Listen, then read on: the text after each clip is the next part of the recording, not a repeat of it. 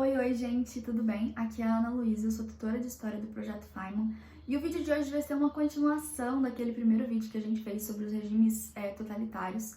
No primeiro a gente falou sobre nazismo e fascismo, que são os que mais aparecem, são os mais falados. Então se você não assistiu, clica aqui em cima e depois volta pra cá.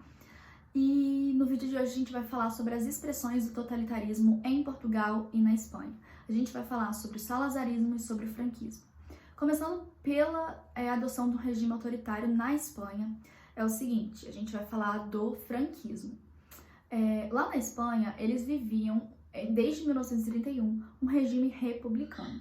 Só que o general Francisco Franco, ele estava insatisfeito com esse regime, e aí ele vai reunir um conjunto de pessoas para destituir a república na Espanha. Isso vai causar o quê? Uma guerra. Vai eclodir em 1936 a Guerra Civil Espanhola.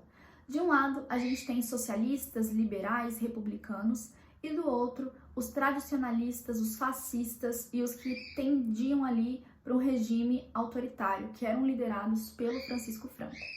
Gente, esse general, ele vai ter apoio do Hitler e do Mussolini. Eles vão promover um massacre em várias regiões, e isso vai ser, o Hitler e o Mussolini, eles se reúnem em apoio ao Franco, porque isso é meio que um meio de mostrar o poderio deles para outras nações. Inclusive, o Hitler ele vai promover um massacre lá na cidade, na região de Guernica, no norte da Espanha. E o Picasso ele vai produzir uma obra que reflete tudo isso que aconteceu.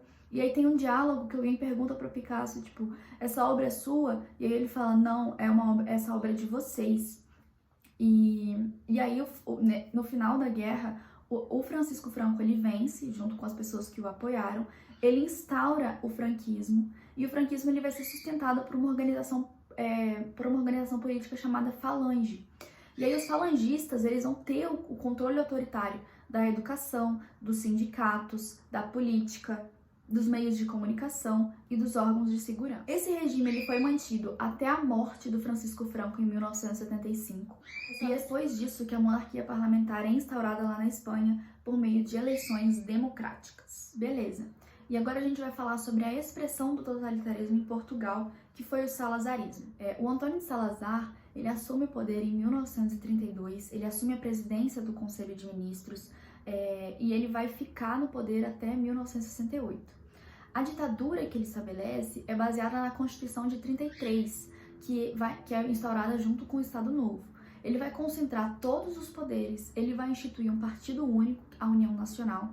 E lembrem que uma das características que a gente conversou no vídeo passado dos regimes totalitários é justamente essa, o unipartidarismo.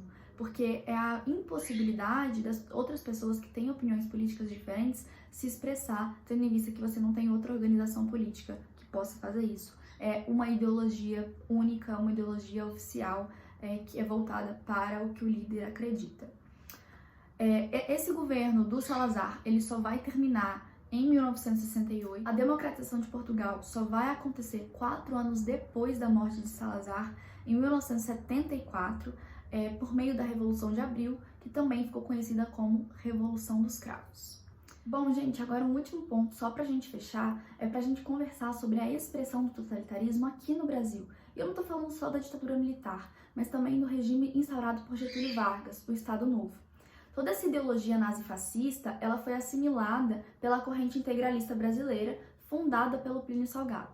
Se você já estudou em literatura, modernismo, você já deve ter escutado falar dele, porque ele também esteve presente na literatura. Ele foi um dos líderes daquele manifesto verde-amarelismo.